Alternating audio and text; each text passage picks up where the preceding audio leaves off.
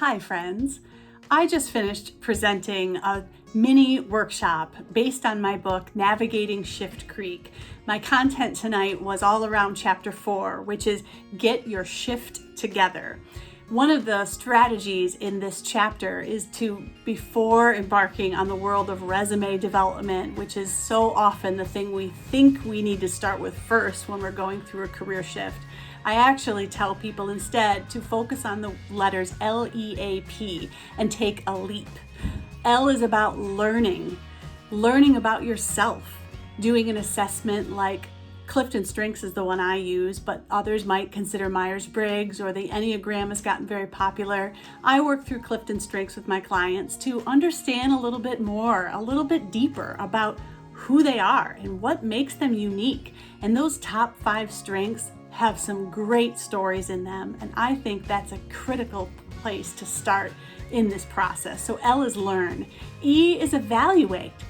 Well, sometimes when we going through a career shift, we think about what we were just doing, but that doesn't necessarily mean that's what you want to do going forward. So E forces you to evaluate your current job and consider what specific elements of your job did you love and what do you want to make sure that you focus on going forward.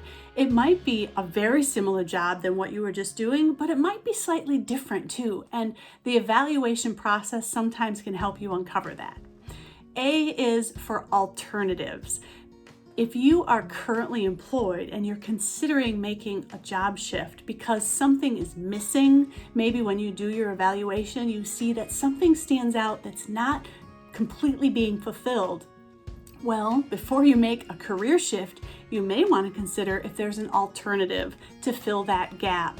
If you're missing the collaboration that you used to have in your job, but something in the last couple of years has changed, but that's really the only thing you feel like you're missing, probably don't want to make a huge career shift to scratch that itch, if you will. Instead, maybe you want to have a conversation with your boss or a colleague to find out how you might be able to fulfill that collaboration need that you have. So consider alternatives. And then finally, P. P is all about making a plan. And that includes having a conversation with your partner or your spouse, but really yourself first, because making a career change is a very big decision. Also, you want to consider taking a little bit of an inventory. What do you have to work with? Are you part of professional organizations? Do you have some financial wherewithal that you can play a little bit and not actually be employed immediately? What's your inventory? So evaluating that inventory a bit. And then finally, the third step of plan is to reach out to a mentor. That mentor might be a career coach, or that mentor could be truly a mentor of yours, maybe a past supervisor, maybe a colleague, maybe somebody from your church on a committee that knows you really well and worked with you and knows your professionalism and your abilities. So those are my critical starting points when it comes to making a shift in your career. Take a leap in order to get your shift together. LEAP.